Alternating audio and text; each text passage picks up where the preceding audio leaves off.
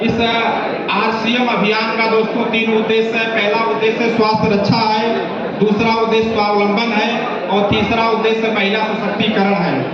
तो सबसे पहले मैं स्वास्थ्य रक्षा अभियान के बारे में मैं प्रमुखता से चर्चा करूंगा दोस्तों। जैसे हमारे साथ साथी हैं, तो साथ साथियों में ये जो है ये हमारे ऐसे कस्टमर के रूप में है, ठीक है।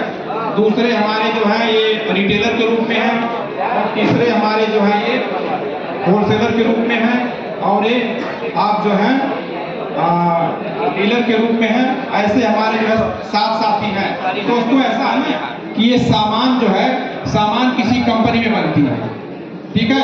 सामान किसी कंपनी में बनती है और ग्राहक जो है, थोड़ा सा आप बाहर निकल जाइए, ये ग्राहक यूज करते हैं दोस्तों। तो इस सिस्टम में दोस्तों ये होता है कि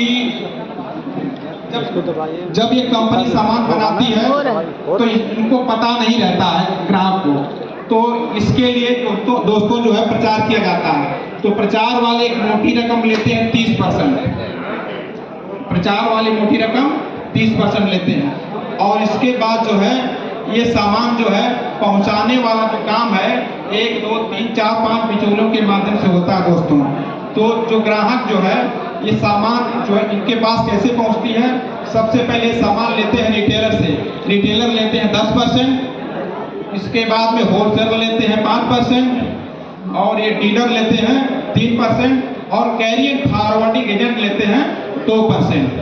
तो इनका हुआ सर 10 5 15 और 15 3 18 2 20% ये पहुंचाने का हो गया और 30% जो बताने का हो गया। टोटल कितना हो गया? 50% हो गया दोस्तों। ये 50% पैसा जो है इन बिचौलियों के माध्यम में चला जाता है।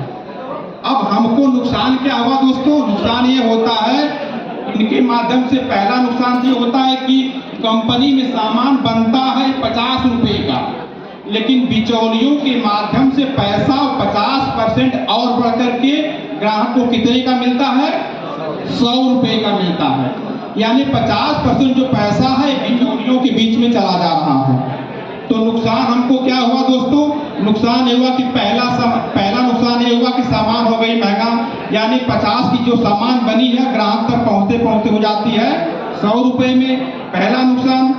दूसरा नुकसान ये होता है कि सामान मिलावटी मिलती है। मिलावटी इसलिए मिलती है कि ये लोग सामान वही बेचना पसंद करते हैं जहां इनको मार्जिन मिलती है, तो मार्जिन के लिए सामान नकली करेंगे, ये मिलावट करते हैं। तीसरा नुकसान ये होता है कि ये पक्की बिल नहीं देते हैं। पक्की बिल का मतलब, अगर पक्की बिल नहीं दिए तो इसका मतलब ये हुआ कि हमको पक्की सामान नहीं मिला। ये 3 नुकसान सबसे पहले अमेरिका के लोगों ने देखा कि बहुत बड़ा नुकसान हो रहा है, तो उन्होंने क्या किया, उन्होंने सोचा कि इस बाजार व्यवस्था को तो हटाया नहीं जा सकता है, लेकिन उन्होंने इसके पैरेलल एक बाजार व्यवस्था का निर्माण कर डाला जिसको डायरेक्ट सेलिंग सिस्टम कहते हैं।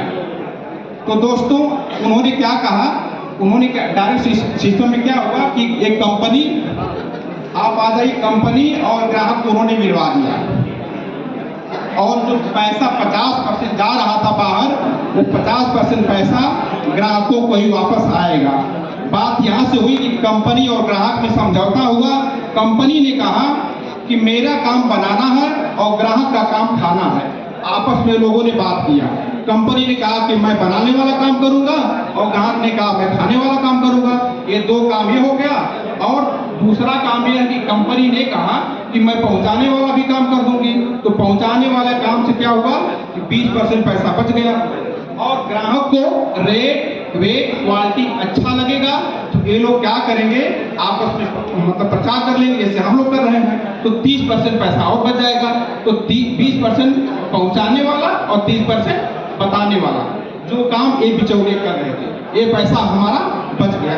यही पैसा ग्राहक को सर मिलकर आता है। कितना पैसा? 50% पैसा। तो इसी के साथ मेरी मार्केटिंग प्लान